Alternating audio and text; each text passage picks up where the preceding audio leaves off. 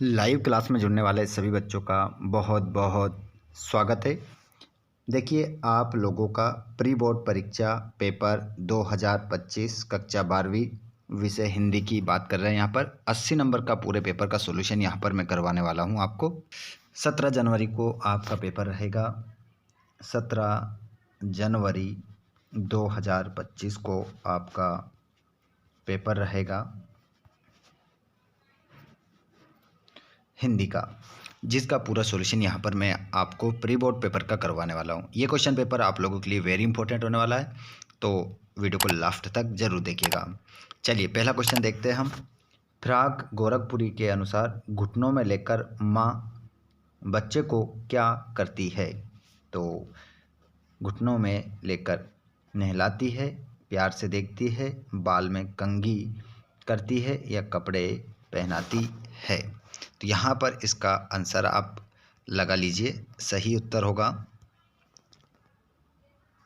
आप सभी आंसर देख रहे हैं यहाँ पर, तो जैसे कि आपको लग रहा होगा कि बाल में कंघी करती है, ये आंसर होगा। तो ये आंसर बिल्कुल नहीं होगा। आपका करेक्ट आंसर होगा यहाँ पर कपड़े पहनाती है। अगला क्वेश्चन है, कौन सा रस हमारे मन में उत्साह का संचार करता है? तो वीर, शांत, हास्य, रौद्र। तो यहाँ पर आपका करेक्ट आंसर हो जाएगा वीर रस, आपका सही उत्तर होगा। भक्तिन पाठ के रचनाकार है? तो भक्तिन पाठ के जो रचनाकार है वो है मीराबाई, महादेवी वर्मा, सुभद्रा कुमारी चौहान, जयशंकर प्रसाद। तो भक्तिन पाठ के जो रचनाकार है, आंसर हो जाएगा महादेवी वर्मा। अगले क्वेश्चन को आप देखेंगे, अपने मरे बिना स्वर्ग नहीं दिखता का अर्थ है? तो इसका जो अर्थ होगा वो हो जाएगा स्वयं प्रयत्न करने पर ही काम बनता है, विपत्ति में पड़े बिना अच्छा फल नहीं मिलता, प्रयत्न किए बिना वास्तविकता सामने नहीं आती, स्वयं ही सब कार्य करना पड़ता है। तो यहाँ पर आपका आंसर होगा स्वयं प्रयत्न करने पर ही काम बनता है। अगला क्वेश्चन, मराठी भाषा में लिखी जूझ कहानी का हिंदी में अनुवाद किसने किया? समय बचेगा, डायरेक्ट आंसर बताऊंगा। तो इसका आंसर हो जाएगा आपका केशव प्रथम वीर। रेडियो नाटक में निम्न में से क्या अनिवार्य है? देखिए, रेडियो नाटक में निम्न में से क्या अनिवार्य है? अभिनय नहीं होता है, दृश्य नहीं होता है, संवाद अनिवार्य है। चलिए अगले क्वेश्चन की ओर चलते हैं। रिक्त स्थान की पूर्ति यहाँ पर करना है। लिपा हुआ चौका अभी पड़ा है, तो आंसर हो जाएगा आपका गीला। जिन छंदों में वर्णों की गणना की जाती है वर्णिक छंद कहलाते हैं। पहलवान के ढोलक पाठ विदा है, तो कहानी आपका आंसर होगा। हालदार साहब अब भी नहीं समझ पाए वाक्य में जो भी है वो है निपात। निपात शब्द आपका आंसर होगा। और लेखक आनंद यादव की माँ धूप में थाप रही थी, कंडे। कंडे आपका आंसर होगा। और मुद्रण की शुरुआत में हुई, तो आंसर हो जाएगा चीन। आगे देखते हैं। मधुशाला बच्चन जी की प्रसिद्ध कृति है, तो इसके लिए आप क्या लिखेंगे? सत्य। संध्या अलंकार के प्रयोग से अंत तक संशय बना रहता है, तो बिल्कुल इसमें संशय बना रहता है, सत्य। लुट्टन पहलवान बचपन में गाय चराता था, बिल्कुल सत्य। कालाक्षर भैंस बराबर का अर्थ साक्षर होना है, असत्य। जूझ कहानी गोदान उपन्यास का अंश है, असत्य। कहानी का नाट्य रूपांतरण असंभव है। चलिए इसका आंसर भी बताइए क्या होगा, जल्दी से कमेंट बॉक्स में आंसर बताएं सभी। इसका आंसर क्या होगा? इसका आपने सत्य लगाया, इसका सत्य लगाया, इसका सत्य, यह सत्य, यह सत्य। बताइए इसका आंसर क्या होगा?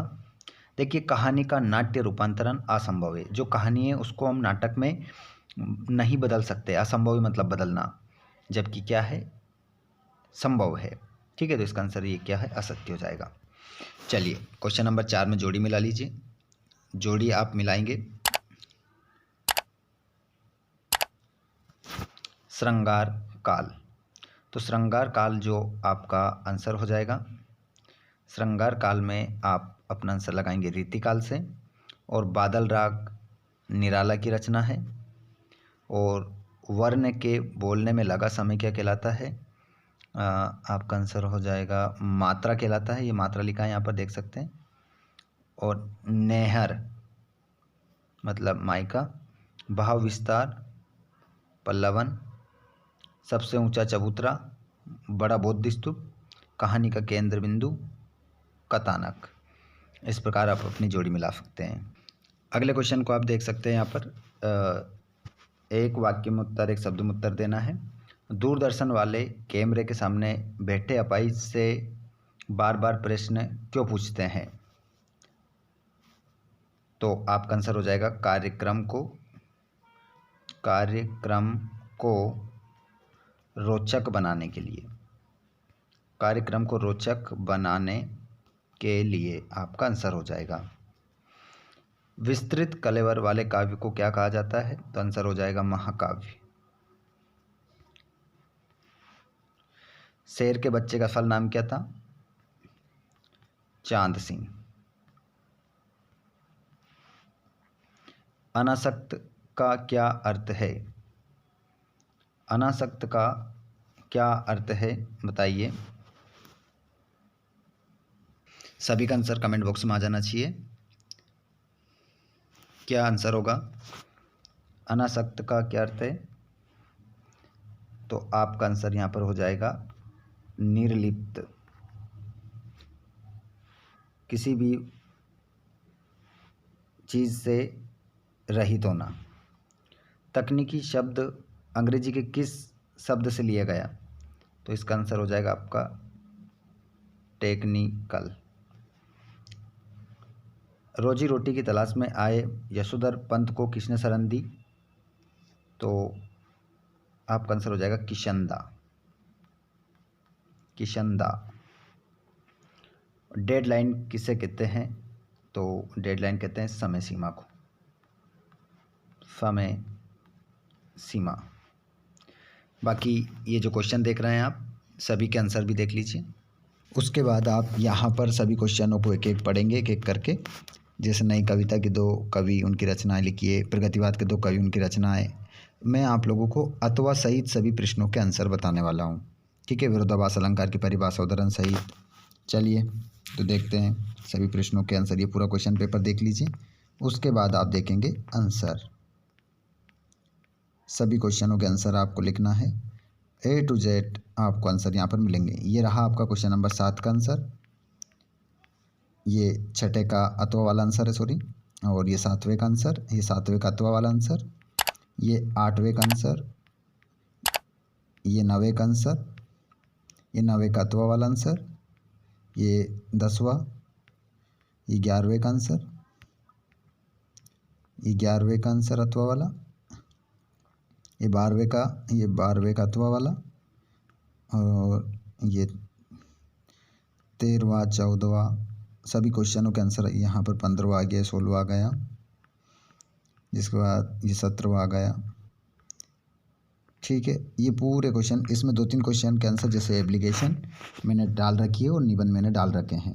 डिस्क्रिप्शन में आपको निबंध की और एप्लीकेशन की लिंक मिल जाएगी। अगर नहीं मिलती है तो कमेंट बॉक्स में ज़रूर बताएं। आप इस वीडियो को कहाँ से देख रहे हैं? आपको और भी किस सब्जेक्ट का वीडियो चाहिए? कमेंट बॉक्स में ज़रूर बताएं। धन्यवाद।